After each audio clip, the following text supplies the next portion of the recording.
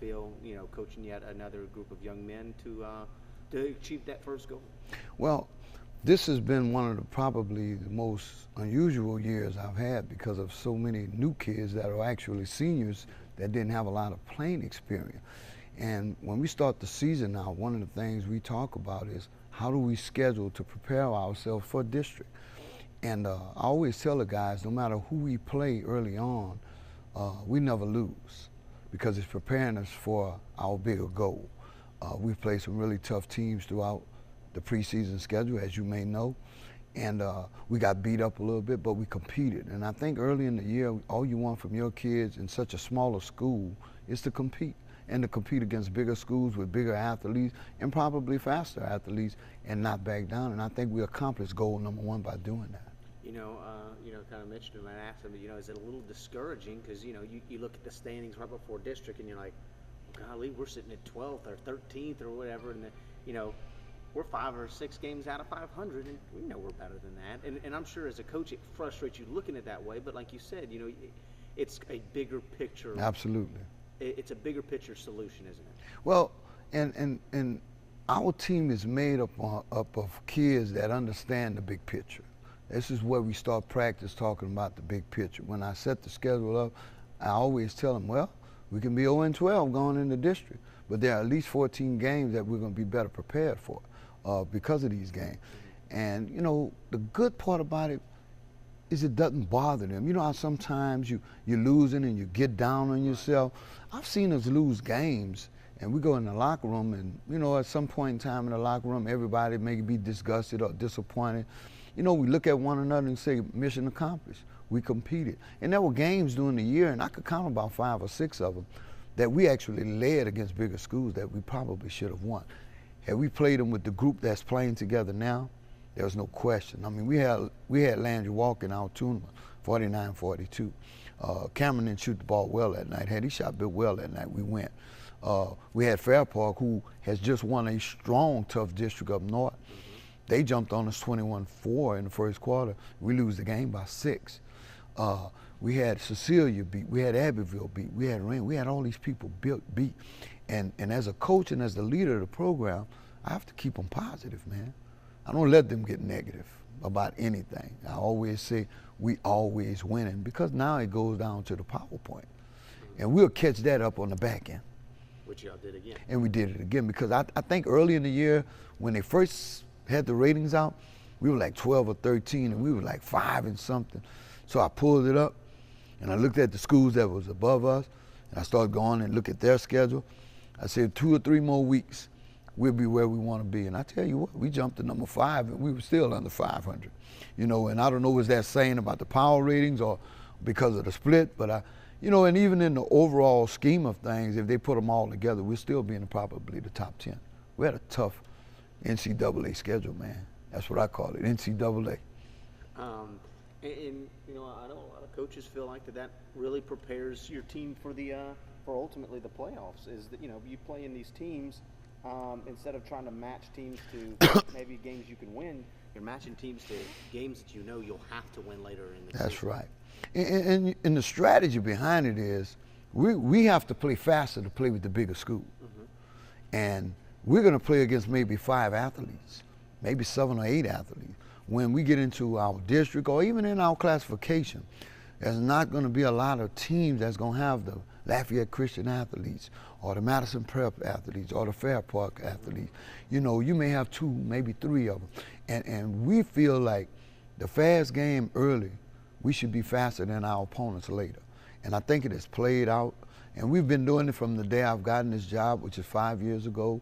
And I don't want to be known as, I've heard people say, well, you can't go to a college at a 1A school. Our classification is 1A only by enrollment. I said, but there's only human beings. They're all young men. That's right. And when you line them up against one another, our old coach Butch Fontenot always told me, they put their pants on the same way we do, so what's the difference? And I always give that philosophy to my kids. We're not going to back down from anybody, and I guess that's part of my competitiveness within me. Coach Jeff Jones said, man, you got to lower your schedule a little bit, man. I said, Jeff, he said, but that's you. You just a competitive person, and I am. I was like that when I played sports. I'm like that when I coach. I'm like that with anything, man. It's not so much the win; it's the idea that I want to compete. You know? Right. And you guys now have completed. You said you try to catch it up on the back end, and you guys did that with another undefeated run through district. How is there a sense of more? Obviously winning district, that's a pride thing. Winning it undefeated for a third consecutive year.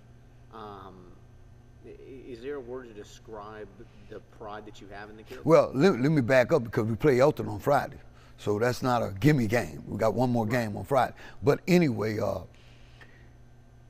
I tell them from the schedule you play and you go into a different level of competition, we supposed to. At Hamilton Christian, we supposed to. Whether we do it or not, our mindset is we're supposed to. Because if we don't take our mindset higher than where we are, then we just gonna settle. And I don't believe in just settling. And you're gonna win something, you're gonna lose something. But at the end of the day, the most important thing about my basketball team and the kids that I coach is teaching them the character and not letting the game change who they are. At the end of the game, and you lose the game, and sometimes I think we experienced it last year in the North Caddo Madison Prep game when the kid got all upset.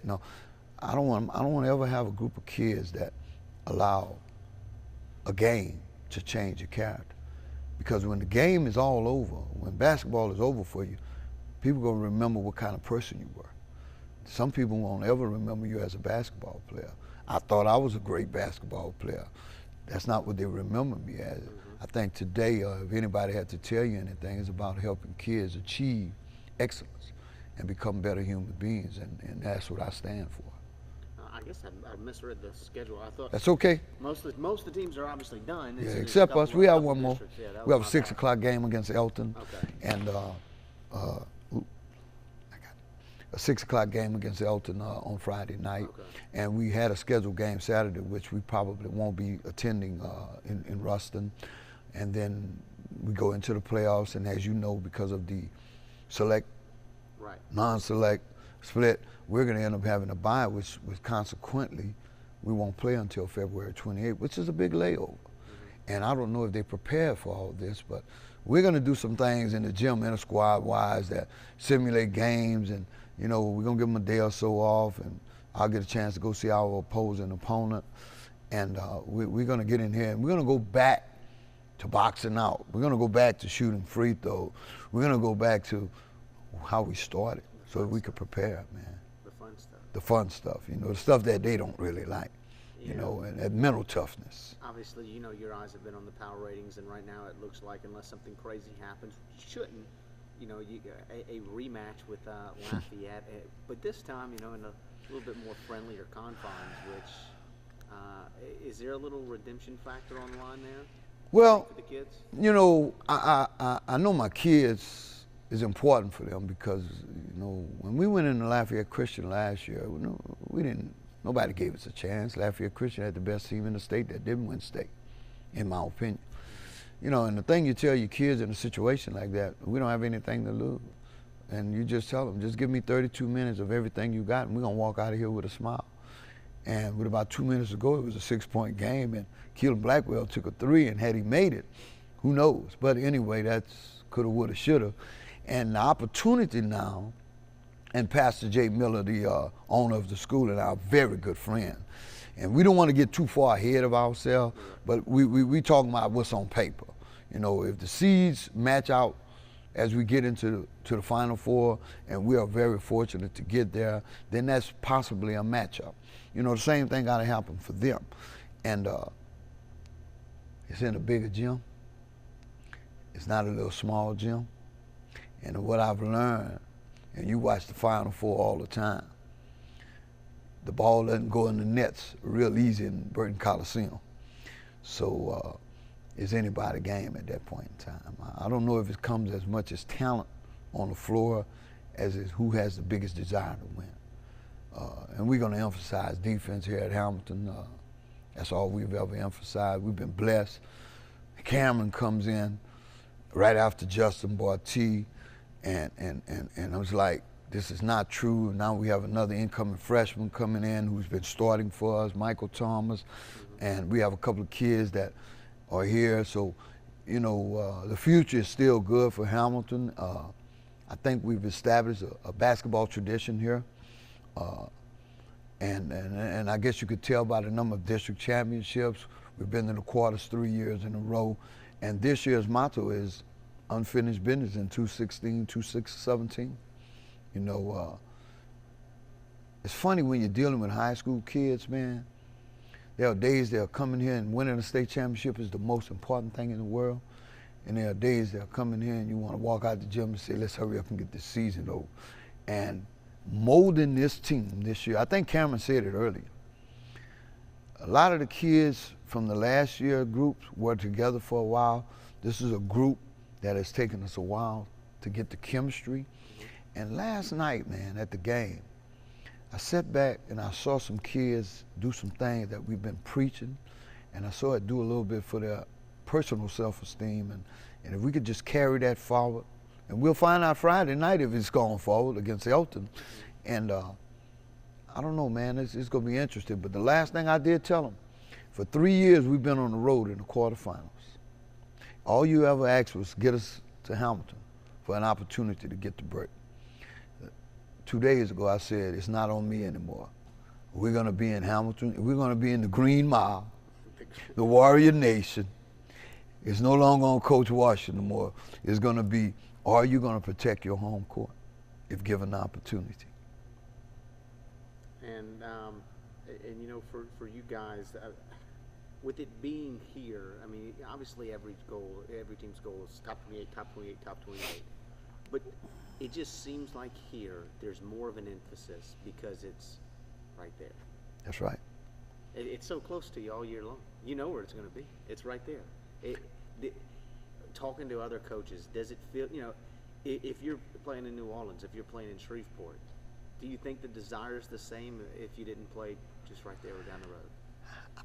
I think the desire would be the same, but I think it is to be, after experiencing the crowd from Washington, Marion, and Burton, and we all love each other here locally. I know a lot of Coach Blue, Hartwell and I are very good friends. We both Grambling Knight, and we talk about it all the time. I'm support them, and I know a lot of the kids in the community, and to be a part of that for Hamilton, little old Hamilton Christian, to be a part of a maybe crowd of that magnitude and have the opportunity to represent City of Lake Charles. Yes, it is. It's very important. As a matter of fact, we're going to load the shuttle up next week, and we're going to take a ride. We're just going to ride back and forth in front of Burton. And I don't know if they'll let us in the building, but we may walk around and look at the entrance and where to come. And how bad do you want it? And I'm going to say, you know, I think the biggest thing for me personally, it's not so much getting there, because a lot of people don't know this, but I played in the top 28 in 1980. I played against Benny Anders, who went on to be the outlaw at the University of Houston. I also coached in the top 28. I coached against Wally, Tony Cutright. I was with Washington High School. But more importantly, I also was one of the top officials in the top 28 where I did the Ellen DeCoin game. So I've been there. I know the feeling. But what I don't know is, what would the feeling and what would it look like to see the kids who you've spent day in and day out with, the joy on their face, my son, my family back home in Opelousas, to see them get an opportunity to go to Burton. I just want to see their face. I think that would bring more tears to my eyes than anything else. I guess I'm a little different, man. You know, everybody want to win a state championship. I mean, if you get one, that's great. You know, that's the goal. I think my biggest dream today is more, and I think I've matured, is my biggest state championship is 10 years after I finish with one class. Can they come back and be successful men? Can they come back and represent the things that we taught them at Hamilton Christian or wherever we are? And I do have kids that come back all the time, man, and college graduates doing so many positive things. And every time I look at them, that's my championship. So I would like to say maybe 10 years ago I did it for me. I think today, it's more for others, you know. And I think that's what the man up above wants us to. The more you give, the more you receive, and you know, to help others. And that's how my father was before. He always helping other people, you know. So. And you know, obviously, you know, with that being the goal, this year's squad, it's built differently than it was a year ago. You know, they've talked about it. Some of the new faces you've got. You know, last year you guys had some big guys up front. You kind of were built from the insert, and you just had some good guard play. This year, it's all guard play. You know, guard play is really what is good. If your guys making it, it's because your guard stepped up and played in the big spots. Cameron Hare, Keenan Fontenot, career players for Hamilton Christian. But you know what's big for us? Patrick Tisano, little guy, number 5'8". He's the hidden guy because they know about Cameron, they know about Keenan. They're going to get theirs anyway. But Patrick has really been stepping up from the perimeter for us real well. And I think Mike, the little freshman, has really done a good job managing the team. You know, you're talking about a kid 14 years old, just turned 15, playing against these big schools we're playing against. Hey, man, this is not 8th grade basketball anymore. You can't half step. You got to go full speed. But our guard play, you know, has been our backbone. We've shot the ball really well. And when we don't shoot well, if we got to, we'll put Keenan Fontenot in the block and he'll become a post player. We have Jordan Vince who's really coming around now. I think last night was one of the first games where I saw him actually said, I'm going to dominate on the inside. And if he does that, if Jordan goes to the inside and become what I think he always could have become, it frees up Cameron and Keenan and Patrick. We become a pretty dangerous team. You know, and speaking of Cameron, I mean, his development, now this is your second year with him. What have you seen from his growth? I've seen a kid come in that tried to fit in. As much as I tried to tell him from day one, do you? You don't find a Cameron Hare every day. A Cameron Hare won't show up to Hamilton Christian next year. And I wanted him, we developed a really good relationship early on. And I know I made him mad a lot, and I probably still do. I'm not gonna change. 2 or 3 years from now, he'll come back and say, I understand. But I'm gonna tell you, going into, from last year to this year, he worked harder. Cameron is one of the best kids that if you draw a square box, he may not like the square box you draw, but he's gonna do everything in it. And for a kid that's capable of taking the ball and the game in his own hand, that's not really good. He could see he could do other things, but he's respecting what the coach say to do. And I think about 3 weeks ago, I think what really gave him a really breakout, about 3 weeks ago, I said, come on in the office, man, let's talk. So he said, I say, man, it's time. I said, it's time for you to step up and be the player that you know you can be, not the player that I draw things up for you to be. I said, you have to make plays out of no play. I said, that's the kind of basketball player you are. I said, don't worry about me on the sideline. I'm probably still going to fuss. But I said, at the end of the day, just do what you got to do and don't worry about me. And I think after we met, it's like I saw a smile. It's like, this is my team. I'm supposed to do that. Well, I told you that 2 years ago. What took you so long, man? I make the decisions who come in the game and who come out the game, not you and nobody else. So I think he's gotten it. I wish I had him one more year with that attitude. It'd be awesome, wouldn't it? You know, I've kind of, I try to come up with some catchphrases or something, and, you know, I came up with one, Cameron Buckets, and it seems to have kind of taken over, hasn't it, a little bit? Hey, man, I saw it all on Facebook. Cameron, I love the way you say Cameron Bucket on the news. So we got a new name now. They may come to the student section with a sign say Cameron Bucket. I tell you what, you better make some shots with that sign up there, you know. But Cameron is a great kid, man. Cameron Bucket. I got a picture I'm gonna put in my office. It's gonna say Cameron Bucket, you know. I like that. I appreciate that. Cameron Bucket. And then finally, you know, he seems to, you know, you talk about what he's become, and watching him from last year to this year on just an outsider's perspective, one that I get to watch maybe a half at a time or something, it really seems like you guys are up 5 points in a game that you know you should be leading. You guys are down 2 points in a game you know you should be leading. who is it on the perimeter that nails the Oh, three-point Cameron shot Bucket, and comes man. back again, and then comes back again and gets you guys right there. He seems to have grown in that role. Oh, too. absolutely. He knows when the game, or we need that bucket. We know not to give it to Fontenot sometimes, because we don't know what he'll do with it. But we know if we can get Cameron spotted up and we need a big bucket, we better find him. Because when he knock it down, the fan, the bench, and even I get into it, and the next thing you know, I look up, we were talking about that last night, man. It was 49-34. They cut the lead down. We were up almost 20 in. We come down, they miss some shots, and all of a sudden, here he comes. I don't know, was it a dunk? Or was it a nail of three? And when that happened, it's all she wrote, man. It's all she wrote. He is the leader. He is the leader of that, man. And they love him over here. He has a great fan club, man. Great fan club.